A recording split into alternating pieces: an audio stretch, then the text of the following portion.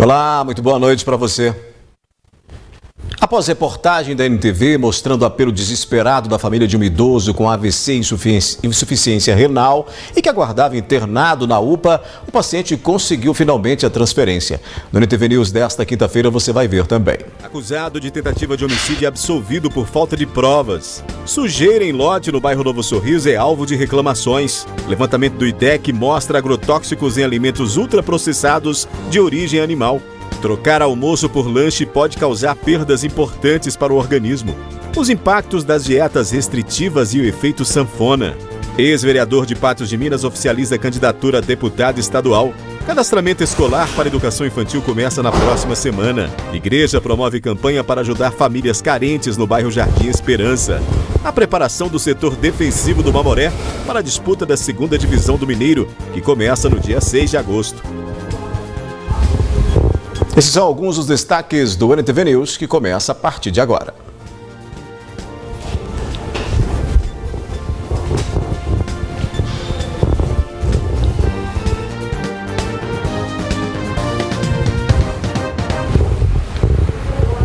O acusado de uma tentativa de homicídio praticada em 2013 no bairro Novo Horizonte foi levado a júri nesta quinta-feira e absolvido por falta de provas. Warley Fernandes Dias seria o autor de 2 disparos de fogo que atingiram o braço de Guilherme Gonçalves. O crime foi praticado no dia 6 de abril de 2013, na rua Clóvis José de Souza, no bairro Novo Horizonte. O caso é um pouco antigo, de 2013.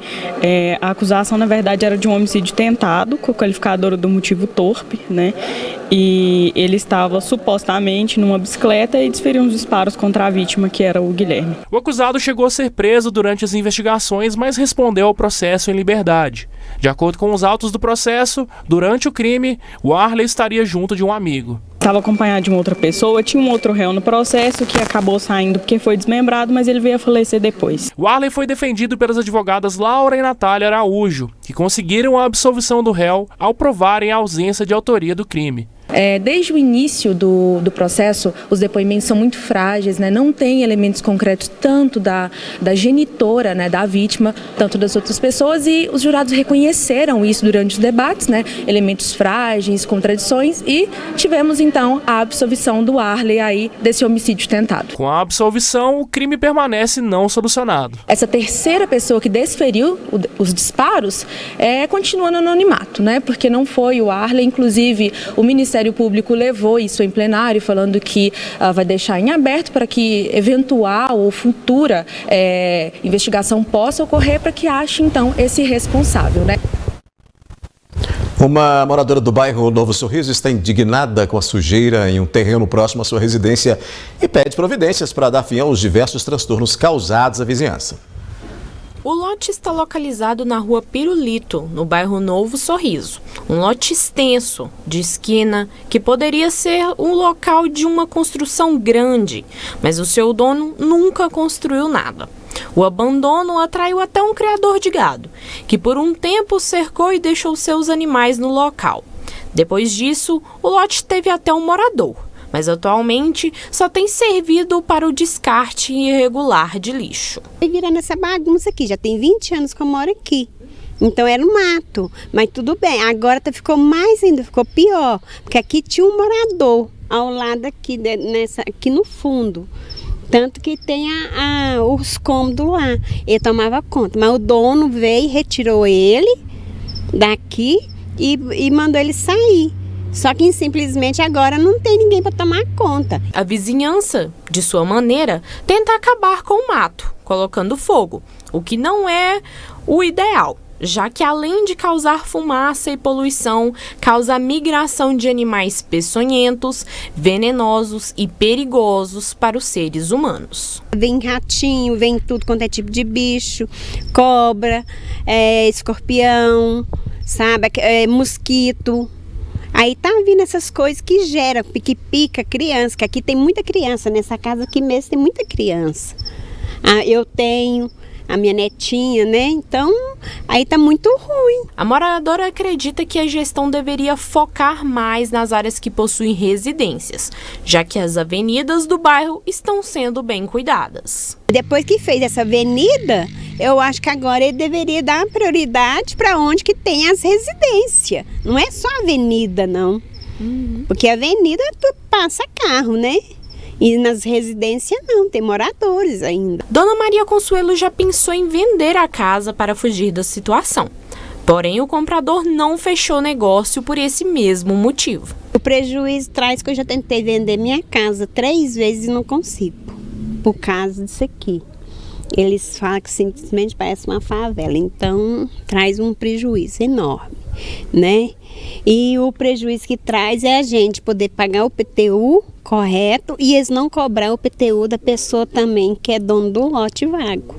Tá vago, mas tem que cobrar o PTU. E cobrar que arruma. E que arruma, né? A solução é simples e clara para ela. Se o dono ou a gestão pública tomar providência de limpar o lote e manter dessa forma, a situação já muda. Se vier cá tirar essa sujeira tudo, de fora a fora, até lá embaixo que tá muito sujo, né? E mandar o dono fazer o passeio, né?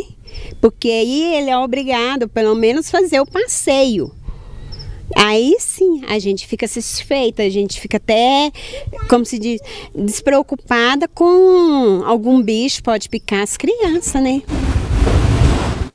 Pois é, nós questionamos, mas a prefeitura ainda não se pronunciou sobre a reclamação. Em instantes aqui no News, trocar almoço por lanche pode causar perdas importantes para o organismo. Os impactos das dietas restritivas e o efeito sanfona e o levantamento do IDEC, que encontrou agrotóxicos em alimentos ultraprocessados de origem animal.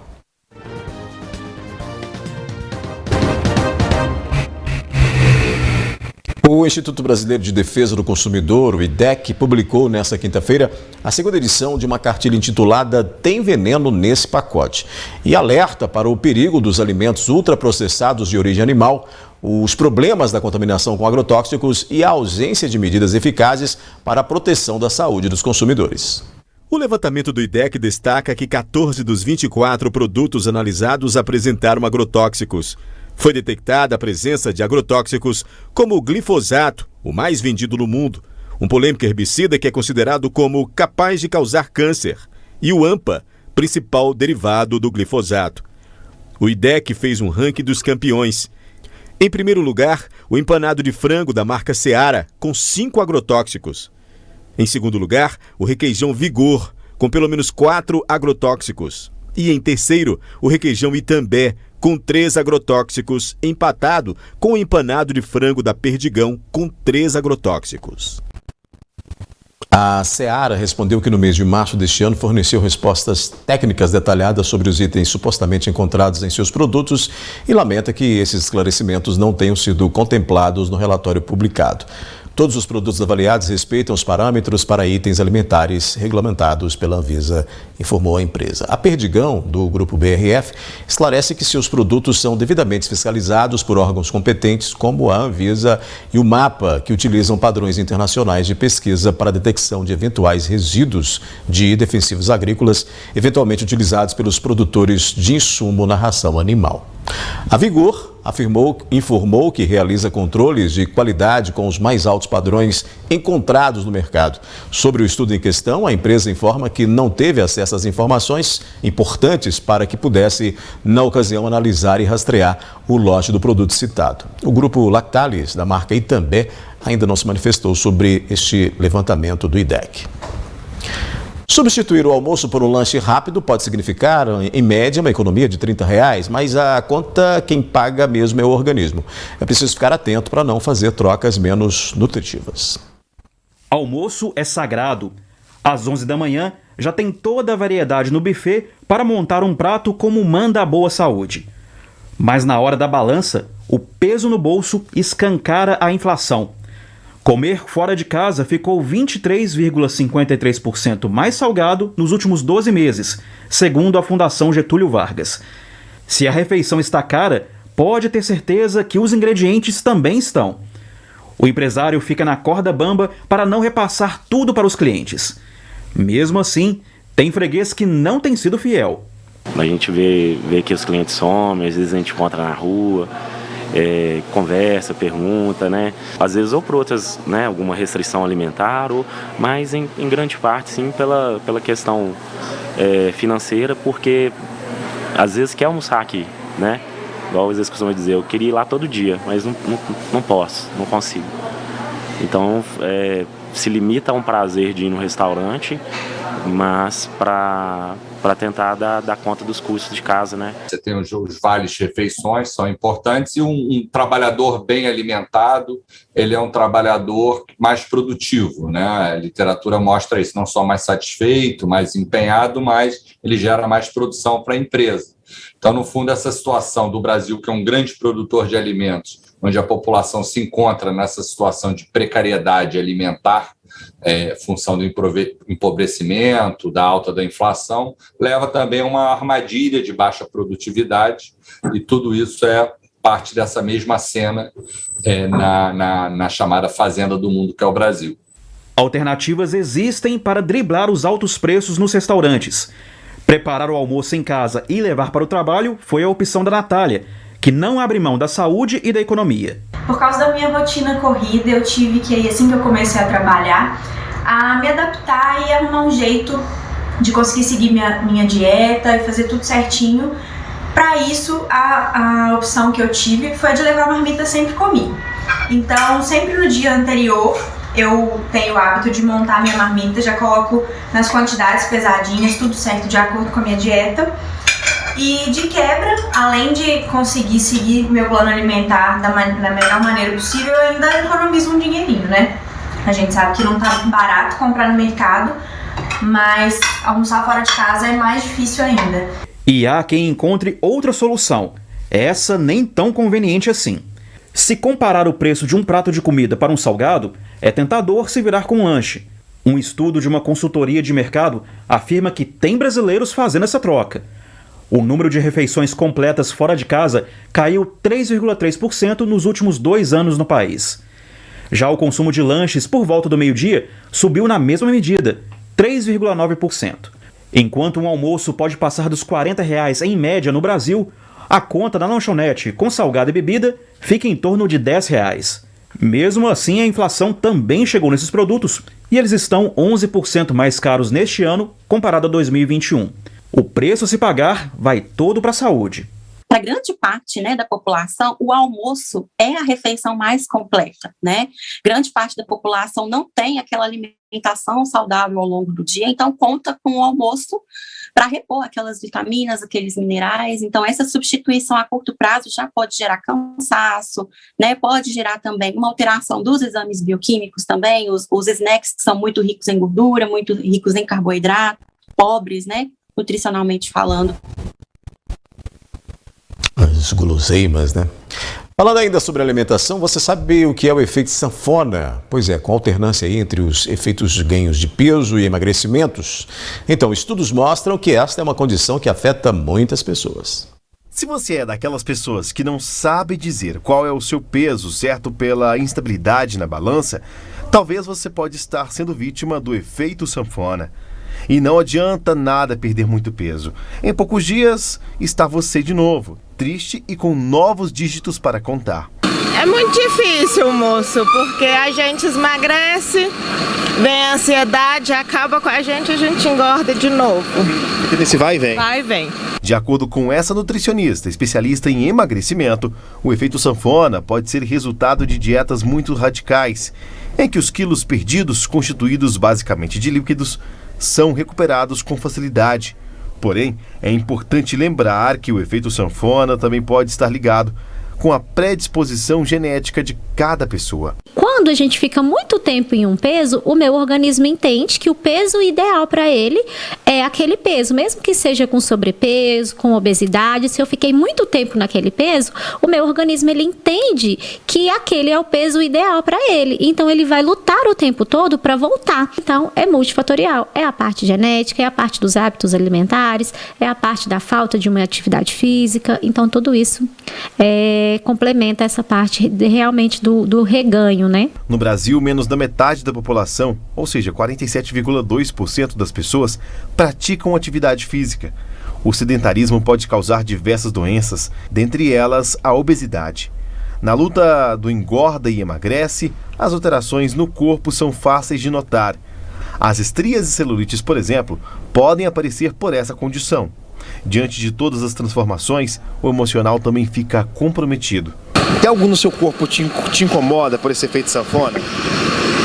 Muitas coisas. Te incomoda? Me incomoda. E você acha que é por esse efeito sanfona? Sim. Isso abala também seu psicológico, por exemplo? Às vezes sim. A pessoa começa a sentir incapaz. Ela sente que, nossa, eu já tentei muitas vezes, já fiz dieta, a minha vizinha faz dieta e consegue emagrecer, eu não consigo, minha prima consegue, o problema sou eu.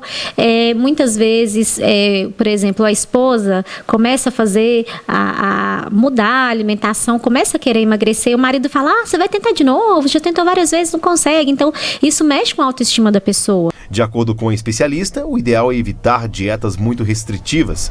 Comer sem culpa, além de ser saudável, ajuda a perder peso sem o efeito sanfona. Eu vou te ensinar a fazer as escolhas, eu vou te ensinar a ir no supermercado e escolher o que tem de melhor, porque nem sempre eu vou estar do seu lado para te orientar. A partir do momento que eu só prescrevo uma dieta e te entrego, você não tem, por exemplo, aquele alimento que está ali, como é que você vai substituir?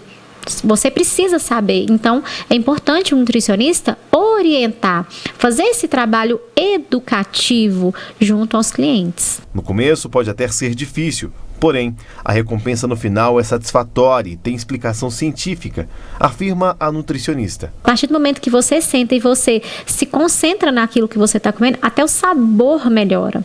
E com isso nós vamos ter muito ganho, porque vem o ganho dos nutrientes da refeição, das vitaminas, dos sais minerais, de todos os nutrientes que estão compondo aquela refeição, e o ganho emocional também, de você estar ali realmente confraternizando com quem está ao seu redor, sua família, seus amigos. Então, tudo isso é muito importante. Daqui a pouco, o cadastramento escolar para a educação infantil começa na próxima semana. Ex-vereador de Patos de Minas oficializa a candidatura a deputado estadual. De entrevistas com os políticos de Patos de Minas que já oficializaram as candidaturas para as eleições deste ano nas convenções partidárias. O ex-vereador Duda, do Partido dos Trabalhadores, disputará uma vaga para deputado estadual. Conhecido como Duda, José Lucilo foi vereador durante as gestões de 2008 a 2016 em Patos de Minas. O ex-parlamentar agora é pré-candidato a um assento na Assembleia Legislativa de Minas Gerais e teve o nome confirmado ao pleito pelo Partido dos Trabalhadores. A parte burocrática exige muito, são muitos documentos que nós temos que estar providenciando, e depois dessa parte feita, e nós vamos ter que cumprir todo esse procedimento para começar a colocar a campanha na rua. Mas foi tranquila a convenção e nós agora estamos aí para ser um dos representantes de Patos e região da Assembleia Legislativa, acreditando muito no nosso potencial, acreditando muito que a nossa região precisa de ter um parlamentar na Assembleia Legislativa sintonizado com a região de Patos de Minas. Duda pretende trabalhar pela região e afirma que uma das propostas é o fortalecimento das políticas públicas. Nós precisamos somar forças para fazer a reversão em vários prejuízos que a sociedade brasileira teve nos últimos tempos. E se foi no Brasil como um todo, Minas não ficou isenta disso. Então precisamos juntar forças, precisamos pegar nas mãos para que realmente nós consigamos reverter muitos prejuízos que aconteceram, inclusive com relação a políticas públicas que são fundamentais, principalmente para os mais pobres, principalmente para a juventude, para a classe trabalhadora. O candidato salienta que para se eleger necessita de pouco mais de 20 mil votos. No atual cenário político polarizado, ele reforça sobre a necessidade de pacificação da sociedade. Ninguém decide um assunto sério da vida no meio do barulho, no meio da algazarra. Então é preciso recolher as informações necessárias, todos os dados que são necessários para tomar uma decisão acertada e assim fazer uma boa escolha. E assim eu acredito que precisa ser a eleição, que é um momento de avaliação, inclusive. Nós avaliamos o último período, aquelas pessoas que estiveram nos comandos, e aí nós vamos poder dar a nota, E nessa nota, de repente, vai estar sinalizado a necessidade de mudar. E dessa vez, certamente, pelo sentimento das pessoas, precisamos de fazer uma mudança muito profunda, para que realmente nós possamos sonhar na construção dessa sociedade justa que nós queremos, nessa sociedade solidária, onde a gente tenha condições de viver como pessoas civilizadas. Terá início na próxima segunda-feira o período de cadastramento para a educação infantil em Patos de Minas. O levantamento é necessário para identificar demanda para vagas em creches e pré-escolas. A Secretaria Municipal de Educação está se preparando para iniciar o cadastramento escolar para educação infantil no município de Patos de Minas. O cadastro deste ano de 2022 segue do dia 1º de agosto até o dia 31. Esse cadastramento é voltado para crianças de 0 a 5 anos de idade. De 0 a 3, que é para creche. Crianças nascidas de 1º de abril a 1º de agosto para o berçário, até 31 de março de 2023 com um ano completo ou a completar para a maternal 1, para o maternal 2 com 2 anos também, até completar até 31 de março, e o 3 também com 3 anos completos ou a completar até 31 de março de 2023. E para pré-escola, né, que você me perguntou também, 4 e 5 anos completos ou a completar até 31 de março de 2023 também. Os responsáveis devem ficar atentos, pois neste ano será feito de forma online. E sem realizar o cadastro, os pais podem correr o risco de não encontrar uma vaga em uma creche ou pré-escola próximo à sua residência. É importante fazer o cadastramento.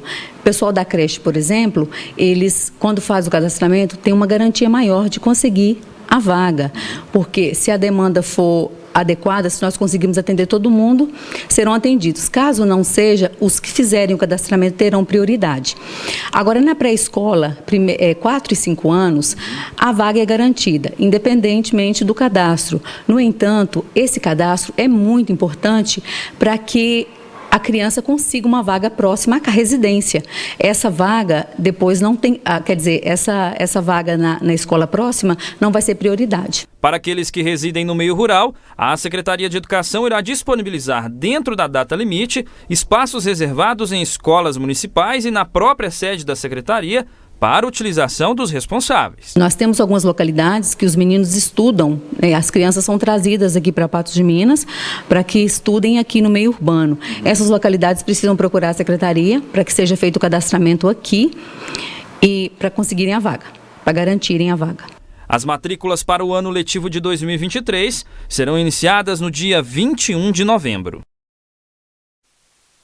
Intervalo aqui no News, o aumento no número de acidentes de trabalho. Igreja promove campanha para ajudar famílias carentes no bairro Jardim Esperança e a preparação do setor defensivo do Mamoré para a 2ª divisão do Campeonato Mineiro. Quando se fala de prevenção de acidentes de trabalho, os números são assustadores. Somente no ano passado, o país registrou mais de 570 mil notificações de acidentes de trabalho e Minas Gerais ocupa o 2º lugar neste ranking.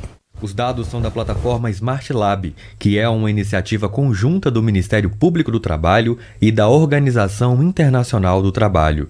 Também foram notificados 2.500 óbitos de trabalhadores em serviço. Minas Gerais está em 2º no ranking, com mais de 58 mil registros e 271 mortes. Os números do estado podem ser ainda maiores, uma vez que a página também estima mais de 9 mil casos subnotificados. Belo Horizonte concentra 17% das notificações, seguida de Uberlândia e Contagem com 5%, Juiz de Fora com 4% e Betim com 3%. Em relação aos acidentes propriamente ditos, a gente tem as questões das lesões das mãos, os machucados das mãos que ocorrem, por exemplo, em fábricas, onde a pessoa se machuca em máquinas que não têm proteção, as pessoas que trabalham, por exemplo, em hospitais que se machucam com seringas, com agulhas. Então, os machucados das mãos são os principais e são condições que devem sempre ser motivo de preocupação, de orientação, de fornecimento de proteção aos trabalhadores. Em relação às doenças, a gente tem desde as doenças musculoesqueléticas, que são, por exemplo, problemas de coluna, problemas nos ombros, nos joelhos, além das próprias questões das doenças mentais. Além de trazer prejuízos incalculáveis para o cidadão, os acidentes de trabalho também geram gastos para os cofres públicos. 153,3 mil benefícios foram concedidos no país para quem teve algum dano físico trabalhando. No total, o INSS gastou mais de 17 bilhões e meio de reais com auxílios e aposentadorias. Minas também ocupa o indesejável segundo lugar, com quase 19 mil benefícios concedidos. Quando a pessoa precisa ficar mais do que 15 dias afastada do trabalho, então ela deve ser encaminhada para solicitar o benefício por incapacidade, que é o antigo auxílio-doença, e aí a perícia médica do INSS avalia a condição clínica da pessoa, indica a possibilidade dela ficar afastada mais do que os 15 dias, que os primeiros 15 dias são pagos pelo empregador. A partir do 16º dia, o INSS cobre, então, o tempo que a pessoa precisar se recuperar, e aí, nesses casos, o benefício é um benefício por acidentes de trabalho, que dá alguns direitos ao trabalhador, como, por exemplo, a empresa é obrigada a depositar o FGTS durante o afastamento, esse trabalhador tem uma estabilidade quando ele volta a trabalhar, após a cessação do benefício, ele tem 1 ano de estabilidade, então existem direitos que são necessários de serem oferecidos a esse trabalhador, até como uma forma de indenização por ele ter tido um acidente ou uma doença relacionada ao trabalho. A Covid também impactou os números no Brasil. Em todo o ano de 2021 foram notificados quase 112 mil afastamentos por causa de casos confirmados ou com problemas respiratórios. Os trabalhadores da área da saúde foram os mais afetados. Técnicos de enfermagem representam 35% do público, enfermeiros 12% e auxiliares de enfermagem foram 5%. Recentemente, a Organização Internacional do Trabalho reforçou que segurança e saúde no trabalho são um direito humano fundamental no trabalho. Então, as práticas de avaliação dos riscos no trabalho, esse reconhecimento dos riscos por meio de equipes que sejam capazes de prever, né? A gente vê uma pessoa trabalhando e prevê se um acidente pode acontecer, se uma doença pode ser desencadeada, e a partir daí você estabelecer um programa que você consiga gerenciar esses riscos. Por outro lado, a equipe de saúde, médico do trabalho, enfermeiro do trabalho, de enfermagem do trabalho, deve estar preparado para avaliar esses trabalhadores e mapear, principalmente em relação às doenças, pessoas que estão e com processos de desgaste físico e mental, para que a gente possa fazer as ações preventivas. Agora a gente mostra uma iniciativa que está sendo promovida no bairro Jardim Esperança para arrecadar alimentos que serão destinados a famílias carentes. Fiéis de uma igreja evangélica do bairro Jardim Esperança estão realizando uma campanha de arrecadação para auxiliar nos trabalhos sociais da instituição. A diaconisa conta que são diversas famílias que são atendidas pela igreja. Muitas pessoas vêm procurar, ajuda também lá fora. Então esse intuito é para estar ajudando pessoas que estão precisando de fralda, precisando de roupa, de remédio. E a igreja também ela é para estar ajudando com cesta básica. É o intuito principalmente. Aqui no bairro tem muitas pessoas que estão precisando. São 12 anos da presença religiosa no bairro e a intenção da campanha é ampliar para atender outras famílias em todas as regiões da cidade. Por enquanto, só tenho ajuda para 10 pessoas no mês, que os fiéis mesmo que frequentam aqui, entre eles fazem a cesta básica, traz, mas o projeto nosso é para quem precisar. A Igreja Assembleia de Deus tem realizado intenso trabalho de evangelização em regiões carentes de Patos de Minas. A gente tem o evangelismo, a gente pega, sai evangelizando, ganhando as almas para Jesus, pregando realmente o evangelho. E nesses últimos dias tem muitas pessoas, tem procurado, os nossos líderes, os nossos pastores, as pessoal aqui da igreja pedindo orações, pessoas carentes realmente, necessitando de uma palavra. Mateus já esteve em situação delicada quando chegou na cidade.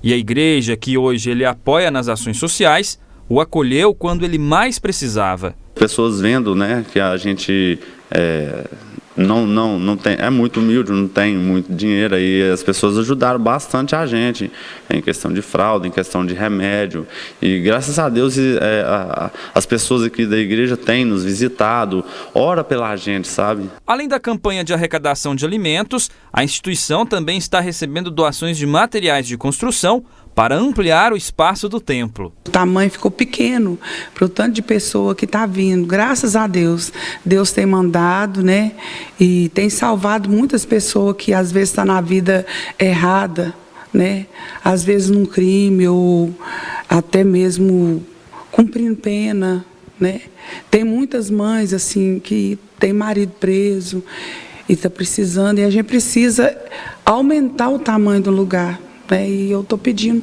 também material de construção. A equipe de religiosos convida para conhecer o espaço e acompanhar o trabalho da Assembleia de Deus, a grande chamada profética. Nossa igreja, gente, na segunda-feira, às 7 horas, a gente tem uma oração, né, um momento de clamor, um momento de busca, um momento que a gente intercede também, não só pelos que estão na igreja, né, a gente ora também pelas pessoas que estão lá fora, pelas pessoas que estão necessitadas de oração. Na terça-feira, né, às 7 horas também, até às 9, a gente tem o culto, né, culto de doutrina, culto de campanha. Na quarta-feira, a gente, igual ontem, teve o culto, né, no lar, a gente visita os lares e a pessoa sentindo o coração de estar abrindo as portas da sua casa, vai estar recebendo o ministério, né, os nossos pastores, os nossos discípulos da igreja, a gente está indo, está visitando, né, e na quinta-feira o culto de ensinamento, o culto de campanha, é onde a gente levanta, tem muitos visitantes na quinta-feira. Dia de sexta-feira tem o Querite da irmã Marli, da pastora Marli, que é uma bênção, que é um momento de clamor, e assim a gente sobe um monte preparado, né? E no sábado a gente tem um programa com jovens, a gente evangeliza, a gente sai na evangelização pelas ruas, né? Nosso pastor Denis, que é uma bênção, graças a Deus, a gente tem violão, pandeiro, e sai evangelizando para as pessoas que estão lá fora, né? Estão precisando da palavra. E no culto de domingo, que é um culto muito especial da semana, a gente prioriza com a família, né? Que é o culto da família. O interessado em ajudar na campanha de arrecadação ou que desejar fazer parte da igreja, pode procurar a sede do templo, que fica na rua Cariranhas, 621, no bairro Jardim Esperança.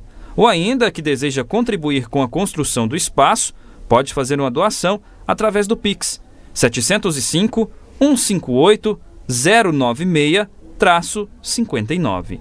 Nós estamos pedindo mais alimento, né? Muitas pessoas necessitam mais do alimento, então que seja um arroz, um feijão, né? Para estar abençoando a nossa igreja, será bem-vinda. A gente muda de assunto e fala de futebol. O grupo de zagueiros do Mamoré está pronto para defender o time na segunda divisão do Campeonato Mineiro, que começa em agosto, no dia 6.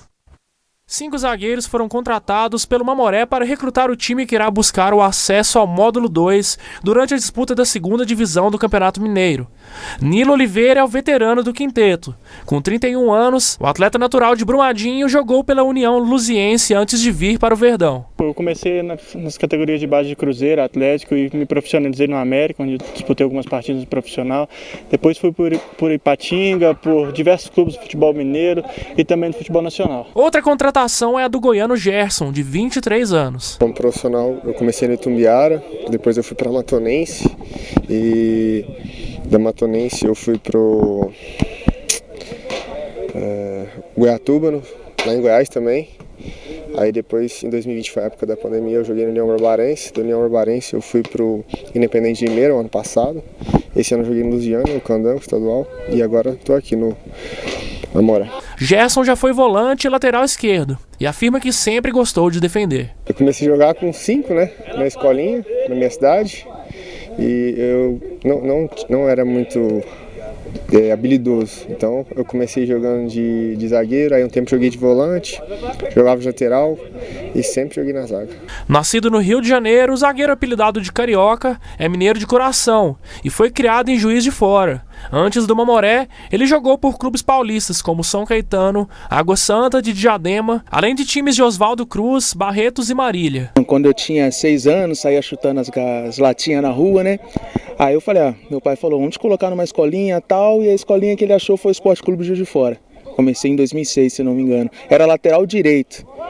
Corria muito, cansava muito, falei, vou lá pra zaga, que é um pouquinho menos complicado, vamos dizer assim. E foi onde eu comecei a gostar, peguei gosto, desenvolvi muito bem. Tentei de volante também, mas com o passar dos anos, fui ficando mais velho, eu decidi mesmo ser zagueiro, que eu acho que é a minha área, eu consigo dominar melhor. Já o baiano Jefferson de Guararema tem 22 anos e conta que foi designado para a zaga por uma observação feita pelo pai. Eu comecei de centroavante, né? Mas meu pai falou, meu porte físico e tal, grande, falou, não, vai jogar na zaga, aí colocou pra zaga e até hoje eu tô aí. O caçula dos zagueiros do Mamoré é o Danilo Santos, recifense de 21 anos. Comecei no Vitória, time lá de Pernambuco, depois fui para o Comercial de São Paulo, depois para o Próspera de Santa Catarina, Atlético Itajaí, Santa Catarina também, e por último o Operário do Mato Grosso agora. Assim como alguns dos colegas, ele também se tornou zagueiro por acaso. No começo da minha carreira mesmo, eu era volante, né? Daí o treinador me puxou para trás para jogar de zagueiro na partida. E daí ganhei sequência, né? Fui bem, ganhei sequência e continuei. Os zagueiros reiteram quais são as dificuldades e desvantagens de atuar na zaga. O desafio do zagueiro é não tomar gol, né? É ser melhor que o atacante, não tomar gol, porque não tomando o gol você já está meio caminho da vitória. Né? A marcação, né? Os atacantes rápidos assim, mas tipo, com o trabalhando forte, né? Estando bem fisicamente também, a gente consegue suprir essas dificuldades aí. Não tem um atacante rápido, né? Mas a gente bem preparado, tem como dar uma sequência boa. Restam 10 dias para o início da segunda divisão do Campeonato Mineiro. A estreia do Sapo irá ocorrer em casa no primeiro sábado, dia 6, quando o Clube Patense irá enfrentar o Paracatu no estádio Bernardo Rubim de Queiroz. Tomara que seja uma boa temporada aí para o Sapo, né? Que possa conseguir o acesso, apesar de não ter tido aí um prazo maior até para colocar essa equipe para fazer os seus amistosos e outros confrontos para preparar, né, esse grupo que vai aí tentar novamente voltar aí a galgar, né, essas posições e chegar aí ao módulo 2 e depois tentar o módulo 1. De qualquer maneira, a gente deseja que o Sapo tenha aí uma estreia boa diante do Paracatu e vai jogar em casa, né, diante de sua torcida, né? Depois de tanto tempo sem estar de frente com a torcida, agora voltando a competir de olho no acesso. Depois do intervalo aqui no News, após reportagem da NTV mostrando o apelo desesperado de família, idoso com AVC e insuficiência renal consegue transferência.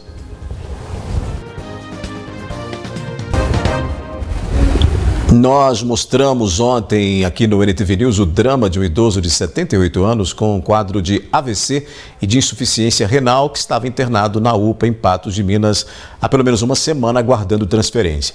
Mesmo tendo conseguido na justiça a tutela antecipada para o tratamento médico, a família relatou à nossa reportagem que o paciente estava recebendo negativas da Santa Casa e também do Hospital Regional. Após a reportagem e o apelo dos familiares, o senhor Sebastião Gonçalves Leles, de 78 anos, conseguiu na tarde desta quinta-feira ser aceito na Santa Casa de Misericórdia. A transferência está prevista para acontecer agora à noite, né? Os trâmites estão ocorrendo para que ele seja transferido. Nesse momento a família está na UPA aguardando aí para que ele possa ser levado e receber o atendimento na Santa Casa. A assessoria de imprensa da Santa Casa de Misericórdia informou que foi negado o atendimento por falta de leito ontem, né? Mas que hoje o laudo da regulação só chegou por volta das 17h40, quando foi imediatamente, então, dado o aceite a este paciente, que agora terá o seu atendimento correto, né? A médica está à espera dele lá na Santa Casa de Misericórdia. A gente espera que ele fique muito bem, que o seu Sebastião possa se restabelecer, né? Que volte à sua saúde e que tenha um atendimento digno, né? Já que estava aí uma semana aguardando na UPA, que não é o local específico, o local correto para alguém com esse problema de saúde ou com esses problemas de saúde que ele estava passando ficar. E aí a família ficou bastante indignada, deu entrevista, reclamando, denunciando situações na UPA.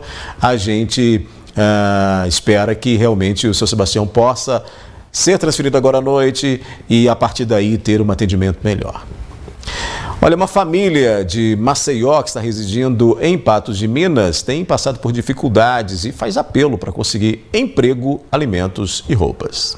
O destino da família que saiu de Maceió, em Alagoas, era a cidade de Três Lagoas, em Mato Grosso, pois lá já haviam conseguido uma ocupação e local para moradia. Mas a situação, que já estava delicada, ficou ainda pior. O carro em que realizavam a viagem quebrou em Varjão de Minas, interrompendo os planos. Agora, pai, mãe e 2 filhas estão em Patos de Minas, vivendo em dificuldades. É que a gente tá assim, né? Uma situação que tá assim, que a gente tá precisando de cama, alimento, essas coisas. A gente também tá precisando, né? Geladeira que tá faltando. E também negócio de emprego também seria bom, né, pra gente, né? A família tem dormido no chão e com a baixa temperatura dos últimos dias, as filhas, uma de 12 e outra de 15 anos, têm reclamado do chão frio e da falta de blusas de frio para usarem para ir para a escola. A despensa da família também está vazia. Só tem só um casaco, aí eu divido um casaco para mim e para minha menina. Aí até que eu tenho a outra ali, aí ela vai pro colégio, pronto. Ele tem uns 2 que ele vai para trabalhar e a gente fica assim, pouca roupa. E Cláudia fala que o sonho dela é dar às filhas melhores condições de vida e possibilitar o estudo delas. Uma das filhas gosta de desenhar e sonha em ser estilista. Ela é muito estudiosa, eu não posso pagar um curso, entendeu? Porque ela é negócio de desenhista. Aí eu fico assim, uma coisa que fica assim dentro de mim, que eu quero dar a ela o que eu não tive. Porque eu não tive muitas coisas, mas eu quero dar minhas filhas.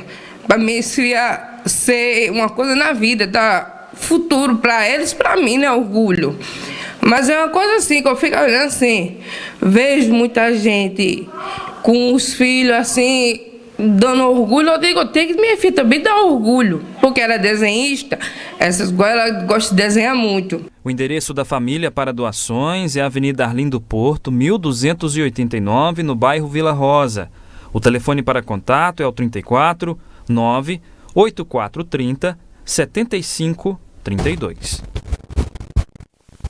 A Câmara de Vereadores de Patos de Minas discutiu na reunião desta quinta-feira o projeto de lei que prevê a doação de um terreno ao CISPAR para a construção de uma usina de reciclagem. Apresentado na Assembleia realizada no dia 14 de julho na Câmara Municipal, o projeto de lei 5526, de autoria do Executivo Municipal, promovia a doação de um terreno ao CISPAR, Consórcio Público Intermunicipal de Desenvolvimento Sustentável do Alto Paranaíba. Para que esse terreno possa ser cedido ou doado ao CISPAR, tem que passar naturalmente por um projeto de lei aprovado pela Câmara Municipal daqui de Patos de Minas. Oportunamente sendo aprovado, o terreno vai ser doado para o CISPAR e aí oportunamente implantada, construída, enfim, uma usina de triagem ou reciclagem de lixo do consórcio, implantada em Patos de Minas, mas tratando aí a reciclagem de toda a região do consórcio CISPAR Alto Paranaíba. Além de prefeito do Carmo do Paranaíba, César Caetano é presidente do CISPAR. Ele compareceu na tribuna livre da Câmara Municipal para esclarecer sobre o projeto que havia sido retido após um pedido de vista. Na medida em que você está falando do tratamento do lixo, do tratamento do resíduo sólido, você tem primeiro um ganho ambiental, naturalmente um ganho ambiental, você tem um ganho social na questão da reciclagem e você tem, obviamente, um ganho econômico na perspectiva da redução do custo do tratamento ou das transformações do lixo para cada um dos consorciados. O terreno doado ao CISPAR possui 10 mil hectares e fica situado na Fazenda Barreiro, nas proximidades da Ponte do Açude. Após analisar o projeto, o vereador Vicente de Paula, que havia pedido vista, o devolveu à Câmara para votação. É um projeto de doação de um terreno que o município ainda não tinha propriedade. Então pedi vista e fui buscar informações. E realmente eu estava correto nesta informação. O termo de doação só veio ser feito após o dia 14. Tanto o projeto de lei para doação do terreno que irá abrigar a usina de reciclagem, quanto o projeto de lei para desafetação do local pelo Estado foi aprovado em primeiro turno por 12 votos. Com essa, a NTV News fica por aqui, mas volta amanhã. Obrigado pela companhia. Amanhã a gente se encontra. Até lá.